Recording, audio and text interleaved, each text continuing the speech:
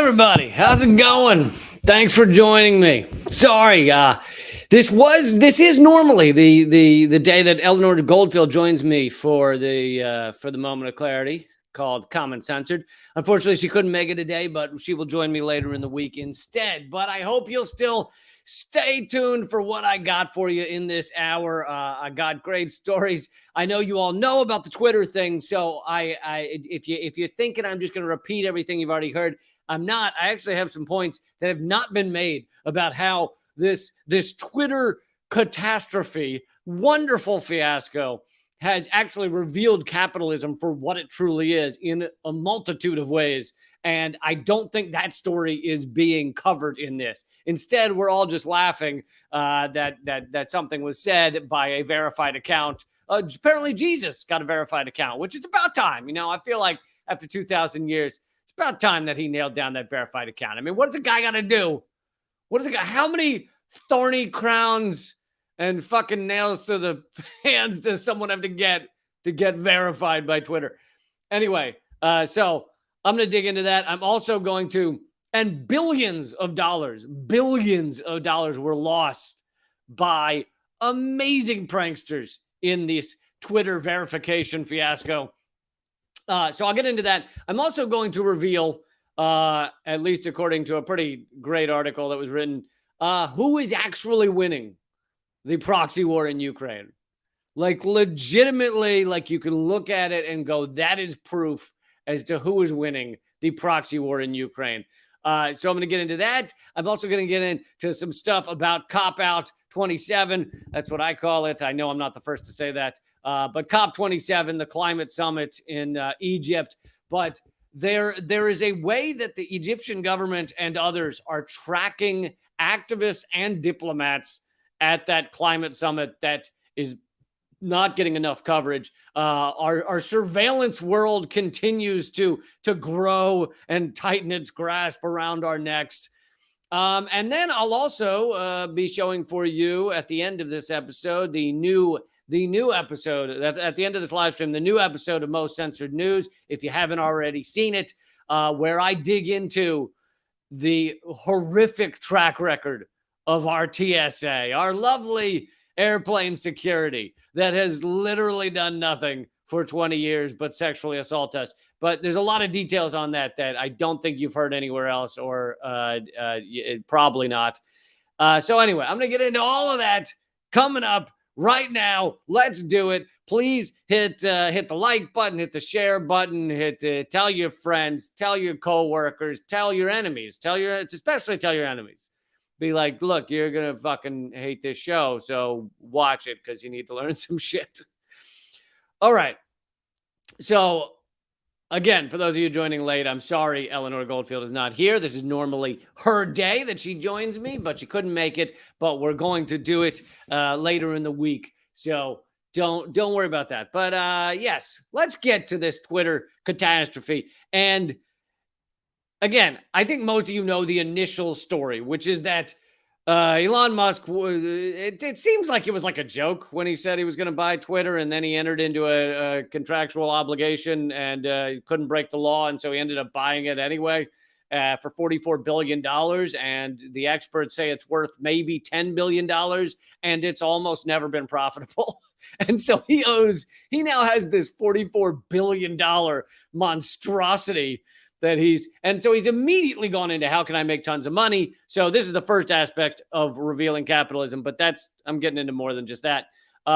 So his first attempt to make loads of money from Twitter was to, add a new subscription. They were already doing this part, but the part he added was you get, as part of your $8 a month, you get the verified check, the little blue check that. Now, here's the thing. I completely understand the people that go, I was elitist to begin with. I don't give a shit about the blue check and yeah, open it up to everyone.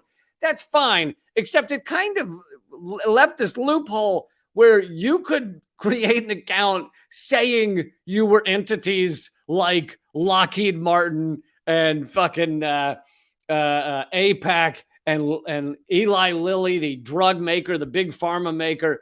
And so people immediately did that. By the way, Elon Musk has already blocked people from signing up for Twitter Blue, it's called. So already he's tried to undo what he's done by making it impossible to now sign up for Twitter Blue. But anyway, it was too late. One day was all it took for people to beautifully use this ability to prank corporate America, which, let's remember, basically rules the world. It certainly owns our government. And if it owns our government's the largest, most powerful military in the world. So corporate America, in many ways, rules the world. And so here are some of the all-star hits of people faking as if they are other entities. And again, I'm going to reveal in a second, because I know some of you have even seen all these tweets. I'm going to reveal in a second what this shows about capitalism, how this revealed capitalism in a way that a lot of people just don't understand how it works. So here's some of the greatest hits. This says, so Lockheed Martin, and for those of you who never use Twitter, it's Lockheed Martin, and this check here, which on a different screen would be blue, this check right there means this is the official Lockheed Martin account, or it used to until a couple of days ago. So you've got the official Lockheed Martin account, people think, saying, we will begin halting all weapons sales to Saudi Arabia, Israel, and the United States until further investigation into their record of human rights abuses. I mean, amazing. Amazing for people to think that the official Lockheed Martin, one of the largest weapons contractors in the fucking world, is saying we're going to no longer sell weapons to the United States, Saudi Arabia, Israel for human rights abuses. But here's the thing. This then has an impact on our capitalist society in a fucking insane way. And I'll get back to the greatest hits of fake Twitter in a minute, but Lockheed Martin lost billions of dollars, billions with a B, because of that tweet, which was only up for what, less than a day, I think like 12 hours maybe before that account was banned. So 12 hours, they lose billions. Before being suspended last night, Elon Musk's idea of the $8 blue check caused stocks to tumble. Aerospace company Lockheed Martin and pharma major Eli Lilly were both victims of impersonation on social media. An imposter account registered under the, well, so that's about Eli Lilly, but I wanted to get to Lockheed Martin. So here is Lockheed Martin shares went down 5.5% lower after an imposter said they would be suspending weapons sales to Saudi Arabia, Israel, and the United States. And here is also the chart. As you can see, the stock collapsing down 5%, which accounts for billions of dollars. That's the red line there. But let's think even deeper. Just so I like to talk about the layers of reality. You might watch a lot of live streams or other type of shows that have talked about this. Hell, fucking CNN talked about this, right? Talked about these fake Twitter accounts. What they'll give you the surface level. So they might give you that this happened, and they might give you that Lockheed Martin lost billions.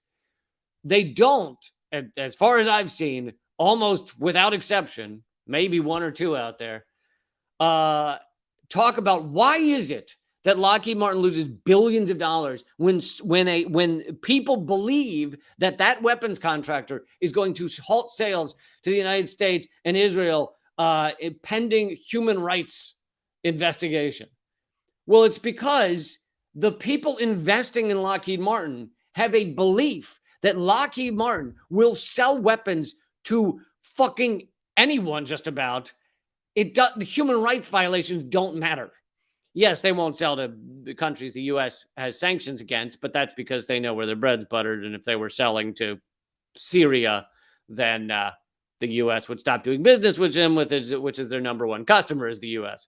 Because they also own the U.S. government. So they are their own biggest customer. They allot $1 trillion to our Pentagon every year, and then they buy their own weaponry with that $1 trillion. But so people sold their stock, and they were like, I got to fucking get out of Lockheed Martin because I don't want to own stock in a weapons company that would even consider human rights abuses. And That is a horrific realization about the capitalist system, the stock market system, the market economy. For those who don't understand it, like the fact that a weapons contractor caring about human rights abuses harms their stock, and the fact that them not caring about human rights abuses helps their stock, obviously, right? That says a lot about these entities, and it says a lot about the entities that rule our world.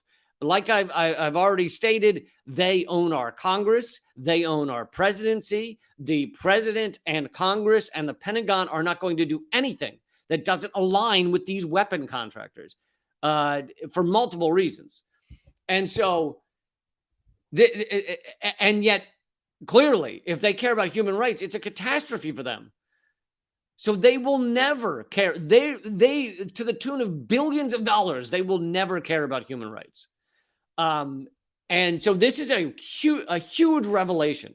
Even if many of the billions comes back after they lost it because of the fake tweet, it is a realization. And before these fake tweets came out, the only time I'd seen in the past this kind of realization, these kind of pranks, was from the Yes Men. Years ago, the Yes Men successfully got onto I don't remember which, maybe BBC or something, one of the mainstream media, and they said they were part of Dow Chemical. They were a representative for Dow Chemical, and they went on this large media outlet, I think it was BBC, and said they will be paying the appropriate amount to the tune of billions of dollars to the victims of the Bhopal chemical spill that killed hundreds and continues to harm that community in India today. And of course, Dow Chemical has never really helped the victims of that chemical spill, at least not in a serious way. And when the Yes Men, this merry group of pranksters, went on and did this, Dow Chemical stock went down billions of dollars because people were terrified that they might do the right thing and care for their victims. And this shows that capitalism is built on not caring for your victims at all. Like, not for a second. Like, the moment these companies say, we might take care of the people we have destroyed, the families who have someone lost to our chemical spill, oil spill, fucking explosion, airbags, faulty airbag, whatever it is. If we're going to take care of them, then their stock goes down to the tune of billions of dollars. So the other one this happened to, the other company this happened to, was Eli Lilly. Let's see. Where is that one? Oh, okay. Eli Lilly loses billions in market cap after verified Twitter imposter promises free insulin. Now, for those of you in other countries, you may not understand this at all, but not only is healthcare not free, not only is healthcare not free in the United States and bankrupts a lot of people, number one cause of bankruptcy and harms a lot of people, but on top of that, drugs, life-saving drugs, are incredibly expensive. And often a company will grab the patent or grab the ownership of it and just jack up the price some crazy percentage.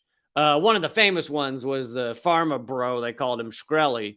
He jacked up life-saving AIDS medications. He bought the patent and then jacked it up 5,000% to some insane amount of money that no one could pay unless they had incredible insurance, and did not care. Clearly, he's a sociopath and doesn't care at all that people might be dying from it.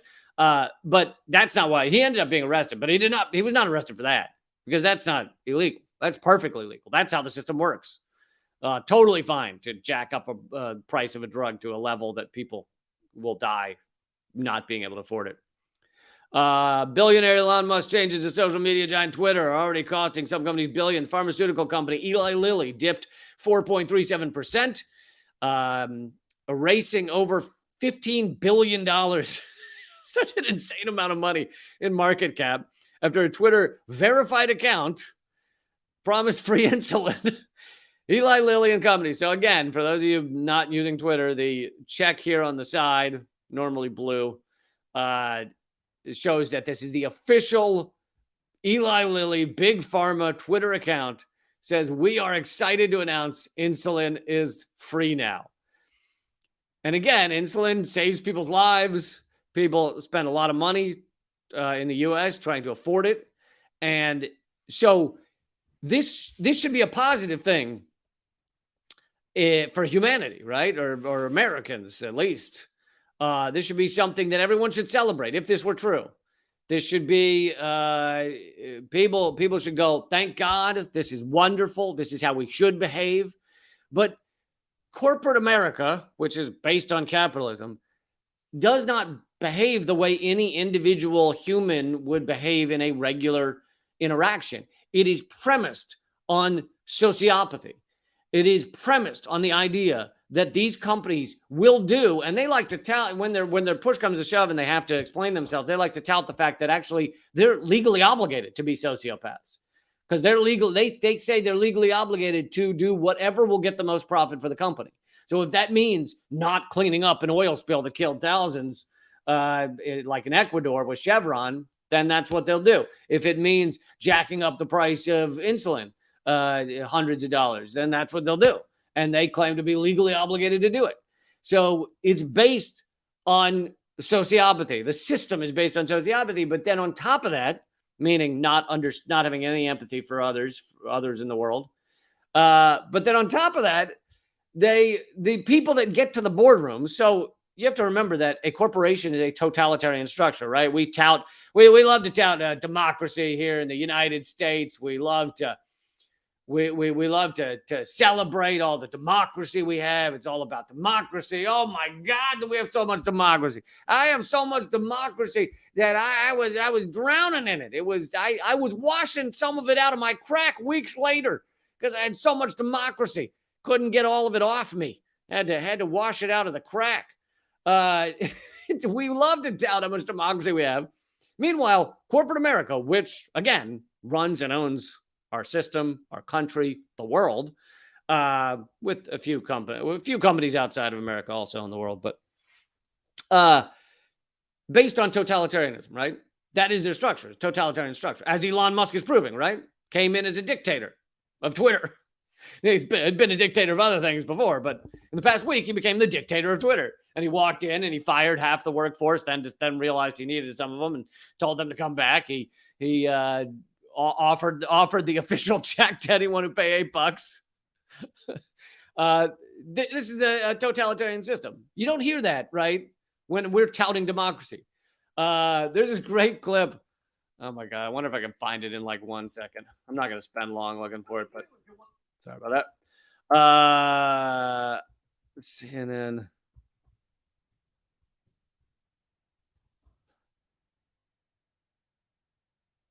No. All right. I can't find it quickly. Anyway, CNN the other night, one of these fucking idiot not correspondents, whatever they are, commentators. They had asked in polls, they'd said, what's most important to people? And it was abortion, inflation, and things like that. And then one of the commentators goes, but you know what people didn't say in this survey? They didn't say democracy. People are not saying democracy is important. And it's like, what the fuck are you talking about? We don't barely have democracy. And oh God, the idiocy of CNN. But anyway, so we love to tell democracy. We have a totalitarian structure in corporate America. But on top of that, I was talking about sociopathy, no empathy for your fellow humans, right? On top of that, the people that run these companies, that get to the top of these boards, that get to the top of these companies, they are sociopaths. That's how they got there. You don't like if you went into Eli Willy and Eli Willy, they are fucking you, so they could be called Eli Willy. If you went into Eli Lilly as an employee and you were like, I'm going to work my way to the top, I'm going to be at the top of this organization one day because I'm going to prove how hardworking I am. If you did that, that's fine. You might even get some of the way up, become some low-level manager or something. But I can tell you one thing, you're not getting to the top of Eli Lilly without being a sociopath, without making every decision you make revolving around profit over people. Everyone. Never stopping to go, well, how will this impact? Will this harm folks? And if you're the guy doing that, you're not getting to that boardroom at Eli Lilly, all right? And it's the same for all of corporate America. This is a system based on sociopathy. And this is the third or fourth layer of reality that you will not hear on any, maybe one, maybe if someone can find one, good. But essentially, any other live stream or whatever media outlet, mainstream media that is discussing this story, they won't get to that fact, to that heart of it. And here's another aspect that this drop in billions of dollars at Eli Lilly and Lockheed Martin, another thing it revealed about our stock market that you are not hearing, about from the other people talking about this story. And yes, Alfred has a good point. No one mentioned democracy on the survey because they're busy surviving. Absolutely true. I think that's very true. And also they have realized that even if they don't understand our system and they think what we have is a real democracy, they have learned that it doesn't represent them. It doesn't stand for them in any way. So why would they put that on the thing of what's important? They already know that it doesn't represent them or serve them. So what I was going to say about this, another point about what this shows about our stock market. Our stock market is a Ponzi scheme. And actually, Elon Musk and Twitter and Tesla, it's all revealing this.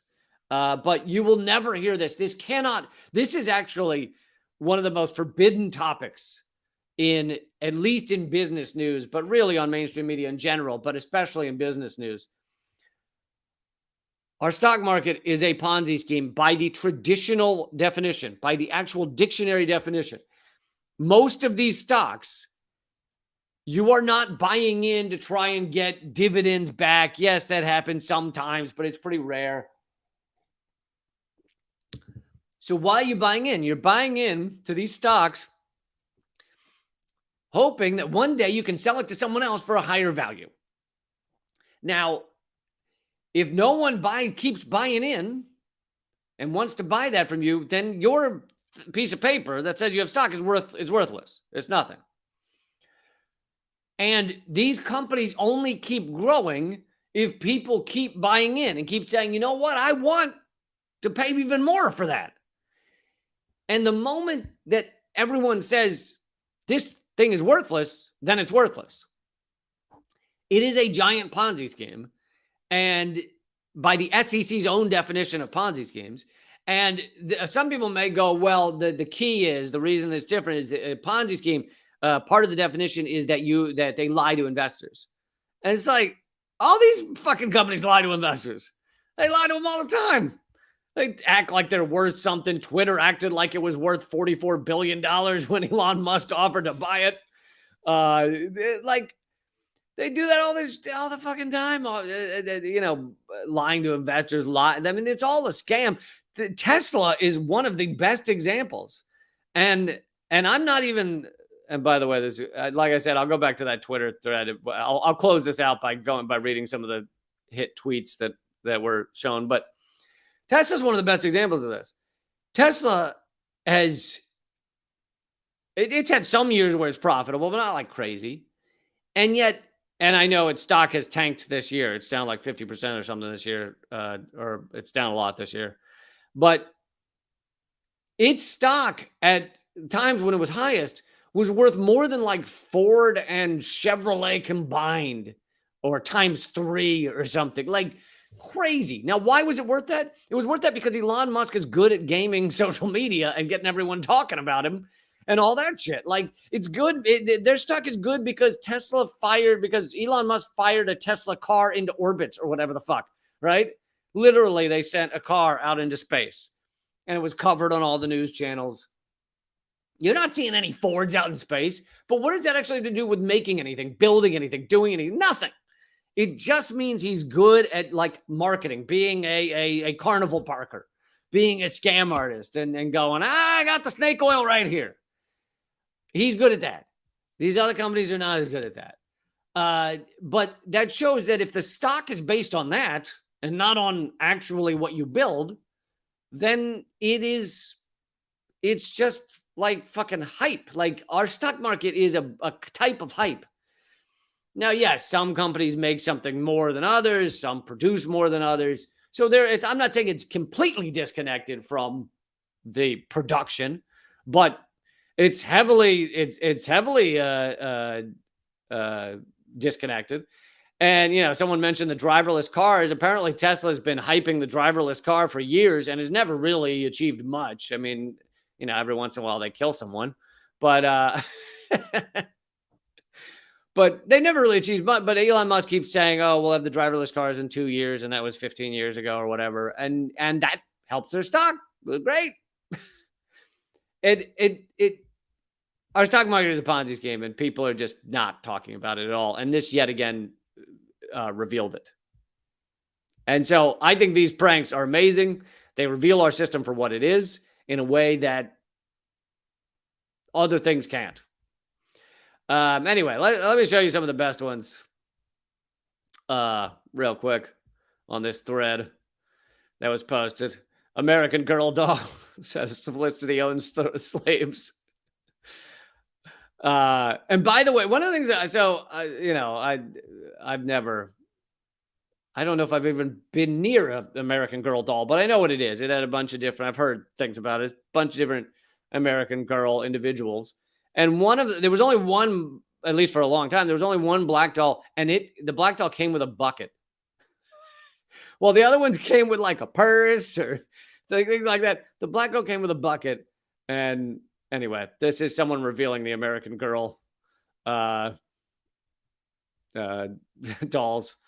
BP Global says, just because we killed the planet doesn't mean we can't miss it. And I love this one. The official AIPAC account said, we love apartheid. Oh, God. I mean, just for this moment alone, if this AIPAC tweet was all that came out of this whole Twitter chaos, it would have been worth it. Just this one is amazing. And if AIPAC were a stock, it would have tanked with that tweet. Then there's Eli Lilly also saying, wait a second, is profit motivated medicine bad? Shit. Chiquita, we apologize. The official Chiquita account. We apologize. Wow. And weirdly, I guess Chiquita must not have their own name because the Chiquita account actually has the official handle, Chiquita.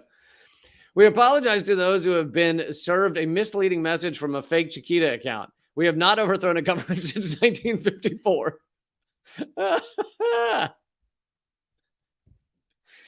Dude, Chiquita, which is the new name of whatever, United Fruit or whatever it was, they were involved in so many coups in Latin America and running countries, which is where the Banana Republic name came from.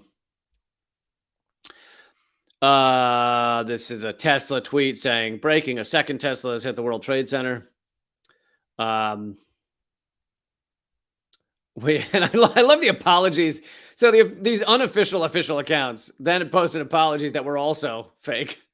We apologize to those who have been served a misleading message from a fake Eli Lilly account about the cost of diabetic care. Humalog is now $400. We can do this whenever we want, and there's nothing you can do about it. Suck it. Our official Twitter account is LilyPadCo. Suck it. Nintendo of Europe said white people be watching porn with condoms on. Anyway.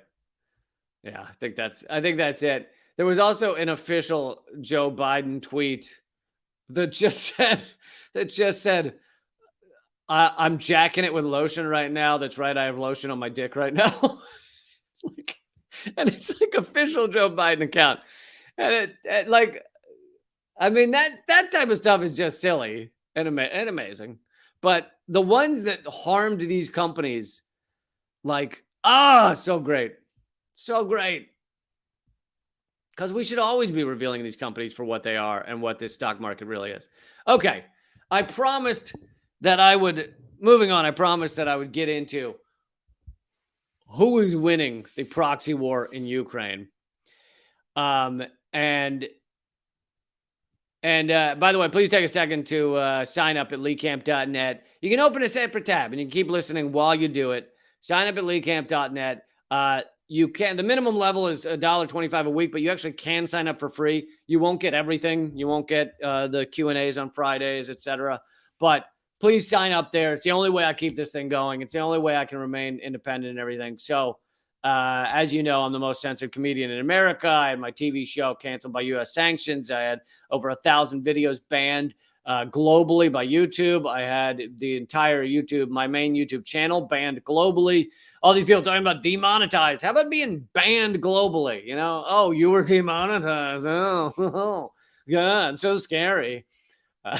Sorry, I'm just kidding. They shouldn't be demonetized either. But my entire channel, 250,000 people subscribing, banned globally. So the only way I can keep this going is if you sign up at leecamp.net. Like I just said, you can sign up if you don't have the $1.25 a week or more. You can sign up for free and just not get all the things. But I hope you will sign up. All right. So here's a great article on who is actually winning the war in the proxy war in Ukraine, and it's by Eric Zusi. I don't know how to pronounce his name, but he's been writing some great stuff, and I think you should. His site is moderndiplomacy.eu, and I think you should check it out. You can also get it at my site, which is for all kinds of great media. It's called radindymedia.com. So, every morning you should treat it like a morning newspaper, radindymedia.com. I'll put the link in the comments there.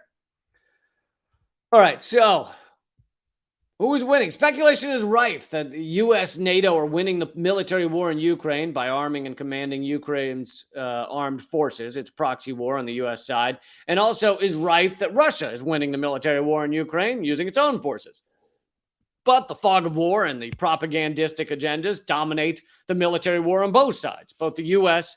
and allied side that gets its information, quote unquote, from Ukraine's government, and the Russian side that gets its quote unquote information from the Russian government. And I agree, both sides, as Chris Hedges said, who was a longtime war correspondent. By the way, I did an hour interview with him this week, which you can watch on YouTube. So feel free to look that up, or at leecamp.com if you want to find it there.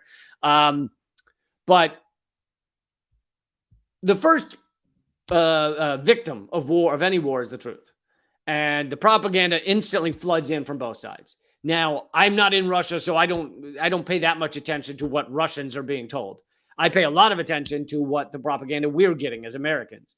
And it is loads of propaganda. That much I know. It is amazing heaps of fucking steaming propaganda. And so the truth on the ground in Ukraine is often very hard to assess. Both sides are involved in propaganda. I imagine, my belief is you're getting far more from the U.S. propaganda side, but still. So anyway, he continues. It's two fronts, though. The war is the proxy war is two fronts: the military front and the economic front. And the fog of war pertains only to the military aspect of the war. It does not pertain to the economic front. And here's how you know who's winning this war. The value of the ruble relative to the dollar and the pound and the euro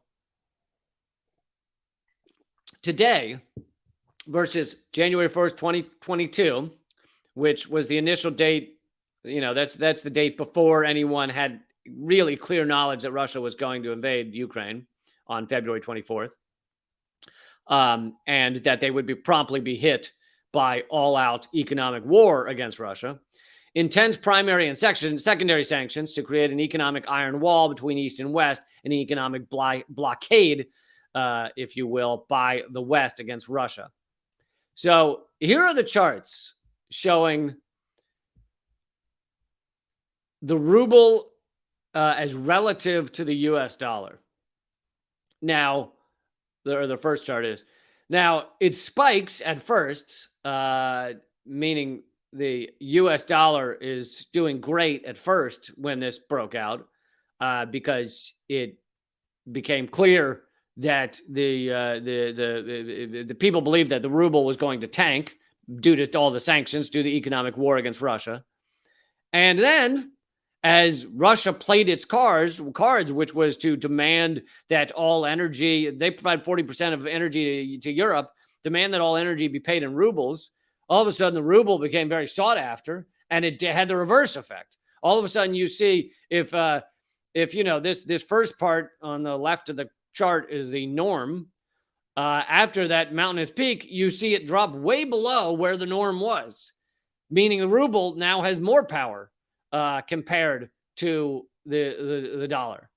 So this is the dollar tanking and the ruble doing better than it was before. Here's the pound compared to the ruble, and same fucking picture. Although actually the pound's doing worse. So again, spikes initially, but then as the actual chess pieces are moved around and Russia fights back, and you know, I'm sorry to reveal it, but the truth is that if you actually look at the numbers and the populations around the world, 80% of this globe, 80% of humans on this globe are in countries that are not siding with the U.S. sanctions on Russia. They're either siding with Russia or they're staying out of it.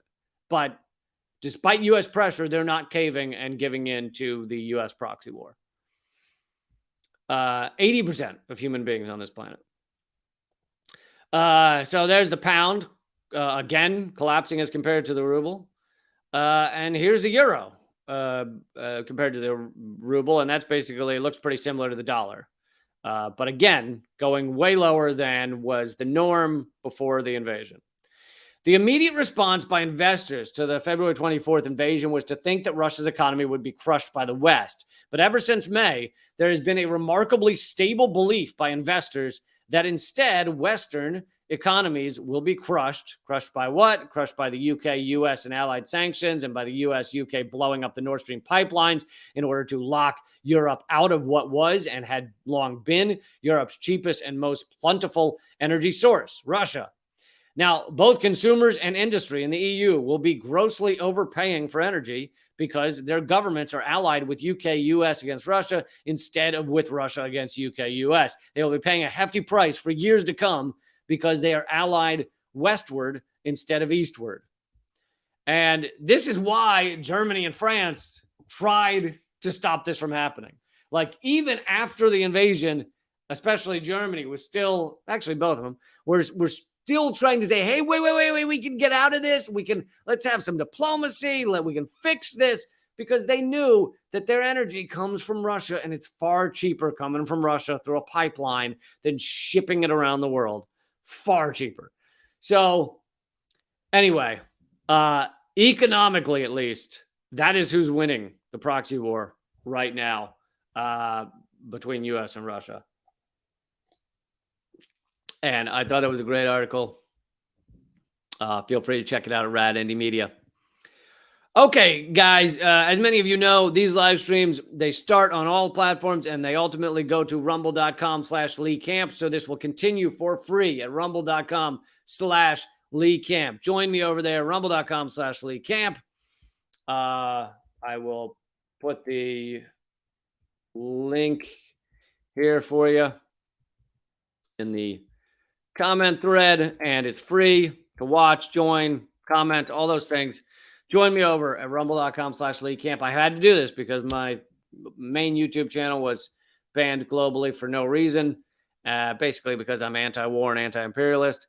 And I have more stories coming up about surveillance, about I have the new episode of Most Censored News. Don't miss all of that. Join me, rumble.com/Lee Camp. All right. Here we go, and away we go. Just give me 1 second. You can sing a commercial.